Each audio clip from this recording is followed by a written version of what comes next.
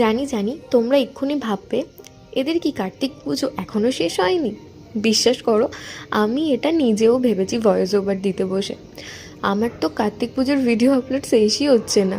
আসলে এত ঘুরেছি, সেগুলো এখনও আমি তোমাদের সাথে শেয়ার করছি। আমাদের কাটোয়ায় কার্তিক পুজোর পরের দিন হয় কার্তিক লড়াই, আর তার পরের দিন পানুহাটের কার্তিক লড়াই। তাই প্যান্ডেলগুলো 4 দিন ধরেই থাকে। শেষের দিন আমরা বেরিয়েছিলাম, আর ফার্স্টে গেছিলাম ভূতের কাণ্ড দেখতে। জীবনে প্রথম, কারণ আমি এত ভয় পাই ভূতে, যতই মুখোশ পরা হোক না কেন, তাও আমি কোনোদিন প্যান্ডেলের ভিতরে ঢুকি না।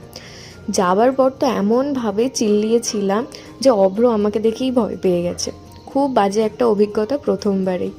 ওখান থেকে বেরিয়ে আমরা চলে এসেছিলাম পানুহাটের দুটো প্যান্ডেল হয় সেই দুটো দেখতে।